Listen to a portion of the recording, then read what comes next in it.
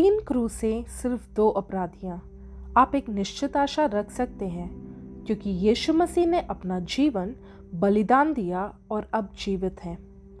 लूका 23 के 33 में इस प्रकार से लिखा है, जब वे उस जगह जिसे खोपड़ी कहते हैं पहुंचे तो उन्होंने वहां उसे और उन कुकर्मियों को भी, एक को दाहिनी ओर दूसरे को बाईं ओर, क्रूसों पर चढ़ाया। मासूम ने दोषी के लिए जान दी ताकि दोषी को माफ किया जा सके और वे जी सके। मत्ती 27 के 26 में इस प्रकार से लिखा है, तब पिलातुस ने यीशु को कोड़े लगवाकर सौंप दिया कि क्रूस पर चढ़ाया जाए। नासरत का यीशु, यहूदियों का राजा। आरोप, ईशनिंदा, नागरिक विद्रोह, न्याय, दोषी नहीं, हर आरोप में निर्दोष। नासरत का यीशु, दोषी नहीं। रोमियो 5 के 8 से 9 में इस प्रकार से लिखा है, परंतु परमेश्वर हम पर अपने प्रेम की भलाई इस रीति से प्रकट करता है कि जब हम पापी ही थे तभी मसीह हमारे लिए मरा। तो जबकि हम अब उसके लहू के कारण धर्मी ठहरे तो उसके द्वारा परमेश्वर के क्रोध से क्यों ना बचेंगे।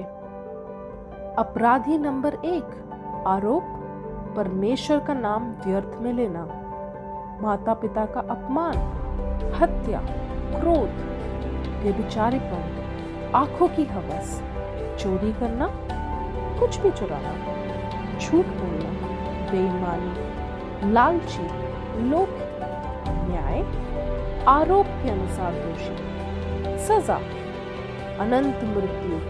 प्रकाशित वाक्य 13 से 15 में इस प्रकार से लिखा है, उनमें से हरेक के कामों के अनुसार उनका न्याय किया गया और मृत्यु और अधोलोक भी आग की झील में डाले गए। ये आग की झील तो दूसरी मृत्यु है। अनंत मृत्यु। प्रकाशित वाक्य 20 के 12 से 15 तक के वचनों में इस प्रकार से लिखा है, फिर मैंने छोटे बड़े सब मरे हुए को सिंहासन के सामने खड़े हुए देखा और पुस्तकें खोली गई और फिर एक और पुस्तक खोली गई, अर्थात जीवन की पुस्तक। और जैसे उन पुस्तकों में लिखा हुआ था उनके कामों के अनुसार मरे हुओं का न्याय किया गया। और समुद्र ने उन मरे हुओं को जो उसमें थे दे दिया और मृत्यु और अधोलोक ने उन मरे हुओं को जो उनमें थे दे दिया और उनमें से हरेक के कामों के अनुसार उनका न्याय किया गया। और मृत्यु और अधोलोक भी आग की झील में डाले गए। ये आग की झील तो दूसरी मृत्यु है। और जिस किसी का नाम जीवन की पुस्तक में लिखा हुआ ना मिला वो आग की झील में डाला गया। लूका 16 के 22 से लेकर 24 में इस प्रकार से लिखा है, और ऐसा हुआ कि वह कंगाल मर गया और स्वर्गदूतों ने उसे लेकर अब्राहम की गोद में पहुंचाया और वो धनवान भी मरा और गाड़ा गया। और अधोलोक में उसने पीड़ा में पड़े हुए अपनी आंखें उठाई और दूर से अब्राहम की गोद में लाजर को देखा और उसने पुकार पुकार कर कहा, हे पिता अब्राहम, मुझ पर दया करके लाजर को भेज दे ताकि वो अपनी उंगली का सिरा पानी में भिगोकर मेरी जीभ को ठंडी करे, क्योंकि मैं इस ज्वाला में तड़प रहा हूं। हम अपने अपराधों के बारे में क्या कर सकते हैं। रोमियो 3 के 10 और 11 में इस प्रकार से लिखा है, जैसा लिखा है, कोई धर्मी नहीं, एक भी नहीं, कोई समझदार नहीं, कोई परमेश्वर को खोजने वाला नहीं। एकमात्र चीज क्या है जो हम कर सकते हैं, यीशु मसीह की ओर विश्वास एवं यकीन से देखें। यूहन्ना 3 के 3 से लेकर 23 में इस प्रकार से लिखा है, और जिस तरह से मूसा ने जंगल में सांप को ऊंचे पर चढ़ाया उसी रीति से अवश्य है कि मनुष्य का पुत्र भी ऊंचे पर चढ़ाया जाए। अपराधी नंबर 2, आरोप, परमेश्वर का नाम व्यर्थ में लेना, माता पिता का अपमान, हत्या, क्रोध, व्यभिचारीपन, आंखों की हवस, चोरी, कुछ भी चुराना, झूठ बोलना, बेईमानी, लालची, लोभी, न्याय, सभी आरोप माफ। रोमियो 8:1 में ऐसा लिखा है। इसलिए अब जो मसीह यीशु में है उन पर दंड की आज्ञा नहीं। लूका 23:39-43 में इस प्रकार से लिखा है, मैं तुमसे सच कहता हूं, जो कुकर्मी लटकाए गए थे उनमें से एक ने उसकी निंदा कर कर कहा, क्या तुम मसीहा नहीं? फिर अपने आप को और हमें बचा। इस पर दूसरे ने डांट कर कहा, क्या तू परमेश्वर से भी नहीं डरता? तू भी तो वही दंड पा रहा है, और हम तो न्याय अनुसार दंड पा रहे हैं, क्योंकि हम अपने कामों का ठीक फल पा रहे हैं। पर इसने कोई अनुचित काम नहीं किया। तब उसने कहा, हे यीशु, जब तू अपने राज्य में आए तो मेरी सुधि लेना। उसने उससे कहा, मैं तुझसे सच कहता हूं कि आज ही तू मेरे साथ स्वर्गलोक में होगा। रोमियो 10:9 में इस प्रकार से लिखा है कि यदि तू अपने मुंह से यीशु को प्रभु जानकर अंगीकार करे और अपने मन से विश्वास करे कि परमेश्वर ने उसे मरे हुओं में से जिलाया, तो तू निश्चय उद्धार पाएगा। यशाया 45:22-23 में इस प्रकार से लिखा है, हे पृथ्वी के दूर दूर के देश के रहने वालों, तुम मेरी ओर फिरो और उद्धार पाओ, क्योंकि मैं ही परमेश्वर हूँ और दूसरा कोई नहीं है। मैंने अपनी ही शपथ खाई, धार्मिकता के अनुसार मेरे मुख से ये वचन निकला है और वो नहीं टलेगा। प्रत्येक घुटना मेरे सम्मुख झुकेगा और प्रत्येक के मुख से मेरी ही शपथ खाई जाएगी। यूहन्ना 14:6, बिना मेरे द्वारा कोई पिता के पास नहीं पहुंच सकता।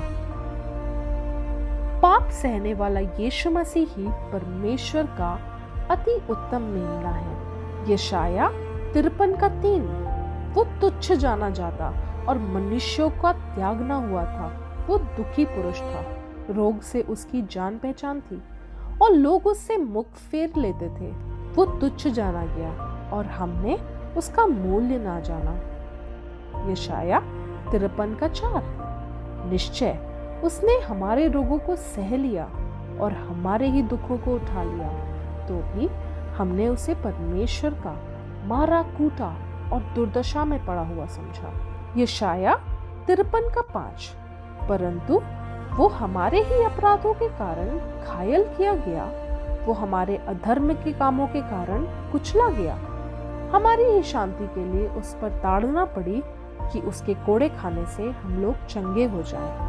यशाया 53:6, हम तो सबके सब भेड़ों के समान भटक गए थे, हम में से हरेक ने अपना अपना मार्ग लिया और यहोवा ने हम सभी के अधर्म का बोझ उसी पर लाद दिया। यशाया 53:7, वो सताया गया तो भी वो सहता रहा और अपना मुंह ना खोला। जिस प्रकार भेड़ वध होने के समय और भेड़ी ऊन कतरने के समय चुपचाप शांत रहती है, वैसे ही उसने भी अपना मुंह ना खोला। यशाया 53:10, तो भी यहोवा को यही भाया कि उसे कुचले, उसी ने उसको रोगी कर दिया। जब वो अपना प्राण दोषबलि करे, तब वो अपना वंश देखने पाएगा। वो बहुत दिन जीवित रहेगा, उसके हाथ से यहोवा की इच्छा पूरी हो जाएगी। यशाया 53:11, वो अपने प्राणों का दुख उठाकर उसे देखेगा और तृप्त होगा। अपने ज्ञान के द्वारा मेरा धर्मी दास बहुतेरों को धर्मी ठहराएगा और उनके अधर्म के कामों का बोझ आप उठा लेगा।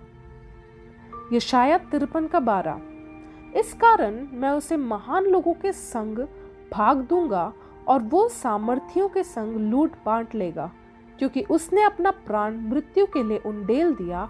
वो अपराधियों के संग गिना गया, तो भी उसने बहुतों के पाप का बोझ उठा लिया और अपराधी के लिए विनती करता है। यीशु मसीह ने हमसे इतना बेहद प्रेम किया कि उन्होंने हमारे लिए अपनी जान दी। यूहन्ना 3:23, यूहन्ना 3:14-21, मनुष्य का पुत्र भी ऊंचे पर चढ़ाया जाए क्योंकि परमेश्वर ने जगत से ऐसा प्रेम रखा कि उसने अपना एक लौता पुत्र दे दिया, ताकि जो कोई उस पर विश्वास करे वो नाश ना हो परंतु अनंत जीवन पाए। परमेश्वर ने अपने पुत्र को जगत में इसलिए नहीं भेजा कि जगत पर दंड की आज्ञा दे, परंतु इसलिए कि जगत उसके द्वारा उद्धार पाए।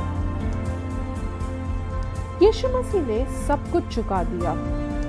यशाया 1:18, तुम्हारे पाप चाहे लाल रंग के हो तो भी वे हेम के समान उजले हो जाएंगे, और चाहे अग्रवानी रंग के हो तो भी वे ऊन के समान श्वेत हो जाएंगे। पहला पत्रस 1:18 से 19, क्योंकि तुम जानते हो कि तुम्हारा निकम्मा चाल चलन जो पूर्वजों से चला आता है, उससे तुम्हारा छुटकारा चांदी सोने अर्थात नाशवान वस्तुओं के द्वारा नहीं हुआ, पर निर्दोष और निष्कलंक मेमने अर्थात मसीह के बहुमूल्य लहू के द्वारा हुआ। इफिसियों 1:7, हमको मसीह में उसके लहू के द्वारा छुटकारा अर्थात अपराधों की क्षमा परमेश्वर के उस अनुग्रह के धन के अनुसार मिला है। जीवित उन्होंने मुझसे प्यार किया, मृत्यु में उन्होंने मुझको बचाया, दफन होकर वो मेरे पापों को बहुत दूर ले गए, पुनर्जीवित होकर वो सदा के लिए न्याय संगत हो गए। एक दिन वो आने वाले हैं, है गौरवशाली दिन, है गौरवशाली दिन। उद्धार है, विश्वास से हम उद्धार पा सकेंगे। परमेश्वर यीशु मसीह के ऊपर संपूर्ण जीवित विजयपूर्ण परमेश्वर, जो ईश्वर एवं मनुष्य के रूप में, परमेश्वर जो ईश्वर एवं मनुष्य के रूप में हमारे युद्ध लड़े और जीते, परमेश्वर जो ईश्वर एवं मनुष्य के रूप में हमारे कर्जों को अपनाया और उन्हें चुकाया, परमेश्वर जो ईश्वर एवं मनुष्य के रूप में हमारे पापों को अपनाया और उनके कारण अपनी जान दी, परमेश्वर जो ईश्वर एवं मनुष्य के रूप में पुनर्जीवित हुए और हमें हमारे पापों से आजाद किए, उद्धार है यीशु मसीह।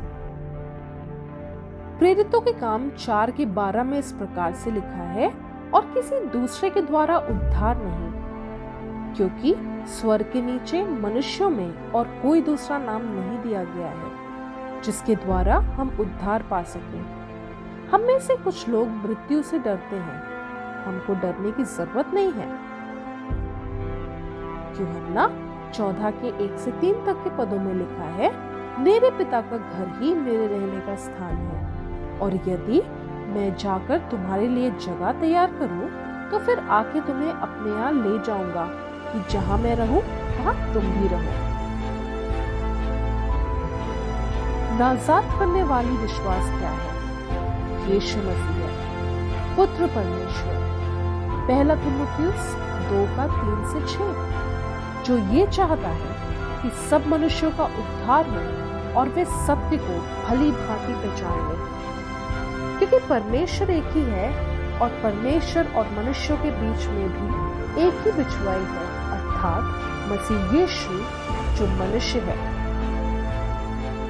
पहला तीमुथियुस 3:16, और इसमें संदेह नहीं कि भक्ति का भेद गंभीर है, अर्थात वो जो शरीर में प्रकट हुआ आत्मा में धर्मी ठहरा, स्वर्गदूतों को दिखाई दिया, अन्य जातियों में उसका प्रचार हुआ, जगत में उस पर विश्वास किया गया और महिमा में ऊपर उठाया गया। यीशु मसीह ही पिता परमेश्वर तक पहुंचने का एकमात्र मार्ग है। यूहन्ना 14:6, यीशु ने उनसे कहा, मार्ग और सत्य और जीवन मैं ही हूँ, बिना मेरे द्वारा कोई पिता के पास नहीं पहुंच सकता। संपूर्ण पवित्र शास्त्र प्रेरित एवं अप्रामाणिक है। दूसरा तीमुथियुस 3:16, संपूर्ण पवित्र शास्त्र परमेश्वर की प्रेरणा से रचा गया है और उपदेश और समझाने और सुधारने और धार्मिकता की शिक्षा के लिए लाभदायक है। यीशु मसीह परमेश्वर एवं उद्धार करता है। पहला कुरिन्थियों 6:19-20।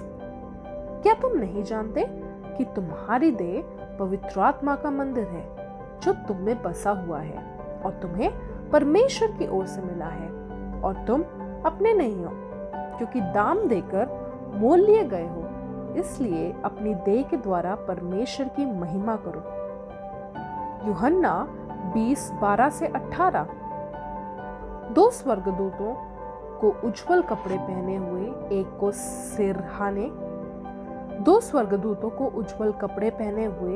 एक को सिरहाने और दूसरे को पैताने बैठे देखा जहां यीशु का शव पड़ा था। हे नारी, तू क्यों रोती है? यीशु ने उससे कहा, मरियम। मेरे भाइयों के पास जाकर उनसे कह दे कि मैं अपने पिता और तुम्हारे पिता और अपने परमेश्वर और तुम्हारे परमेश्वर के पास ऊपर जाता हूँ।